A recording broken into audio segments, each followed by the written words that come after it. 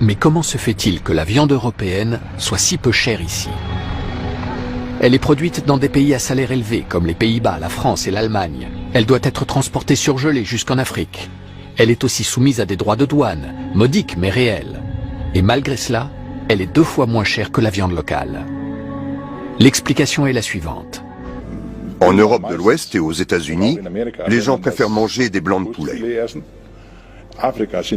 En Afrique, ils mangent surtout les cuisses. Il est évident qu'entre la chair du blanc et celle des cuisses, il y a une différence de prix. Une différence de l'ordre de 4 € le kilo. Autre sujet à l'ordre du jour. Le prix des pondeuses en fin de ponte qui servaient autrefois à préparer des bouillons. Elles ne sont plus utilisées en Europe. Leur quantité est pourtant considérable. À partir de la 85e semaine, elles se mettent à perdre leurs plumes. Et personne dans le secteur avicole ne garde une poule plus longtemps. À partir de 85 semaines, le rendement de ponte baisse rapidement. L'animal devient un facteur de coût. En Allemagne, 31 millions de pondeuses par an sont retirées des élevages. En Europe, 360 millions de poules en fin de ponte sont abattues chaque année, ce qui constitue un volume énorme de poules à bouillon. À la fin de la période de ponte, nous appelons les éleveurs. Nous leur achetons les poules qui ne pondent plus et nous les revendons à des abattoirs. 80 à 90% de ces produits d'abattoir sont exportés vers l'Afrique. Avec des répercussions importantes dont nous reparlerons plus tard. L'exportation commence ici. Les établissements Remkes, près de Barneveld, font partie des plus grands abattoirs de poulets des Pays-Bas. L'entreprise abat principalement des pondeuses en fin de ponte, puis elle les surgèle et les emballe. Nous ne sommes pas autorisés à filmer. Même pour un abattoir, les images de milliers de poulets abattus à la chaîne constituent une publicité négative. Une fois surgelées, les poules à bouillon sont emportées dans un camion frigorifique. Une première étape les conduit au port de Rotterdam. En 2017, l'Europe a exporté plus de 650 000 tonnes de viande de poulet surgelée vers l'Afrique. Des poules en fin de ponte, des cuisses, des ailes et des abats. Tout ce dont les consommateurs européens ne veulent pas.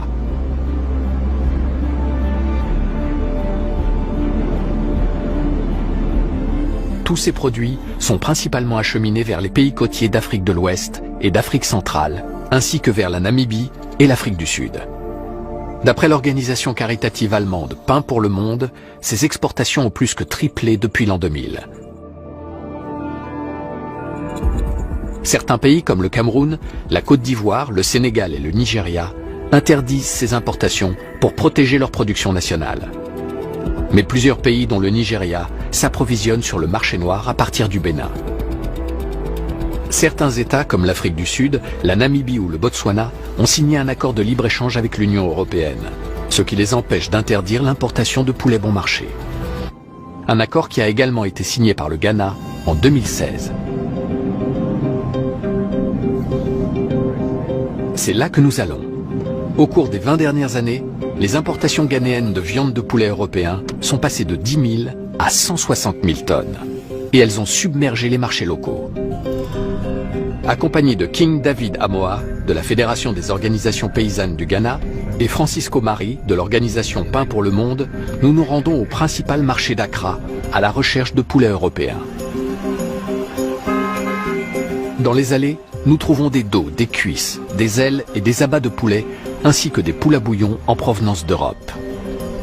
À des prix bradés. Les cuisses de poulet se vendent ici à moins d'1,70 € le kilo.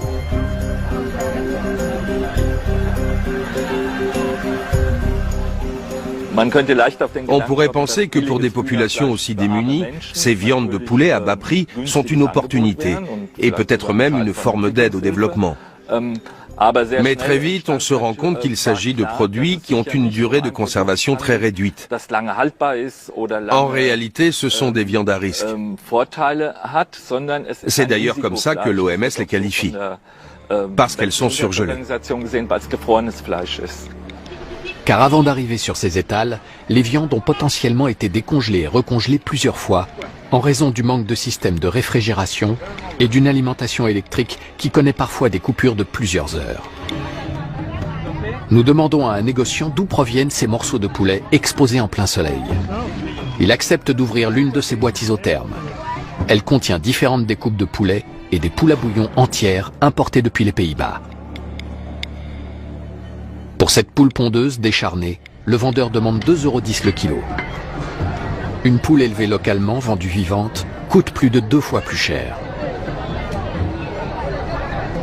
Vilma vend des poulets sur ce marché depuis plusieurs années.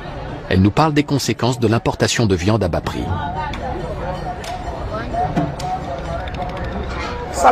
Il y a quelques années, on ne trouvait pas de poulets importés sur nos marchés. On n'achetait que des poulets vivants de la ferme. On les tuait nous-mêmes et on les cuisinait. Du jour au lendemain, on a vu arriver toutes sortes de produits, que ce soit des ailes de poulet, des poules pondeuses ou des poulets de chair.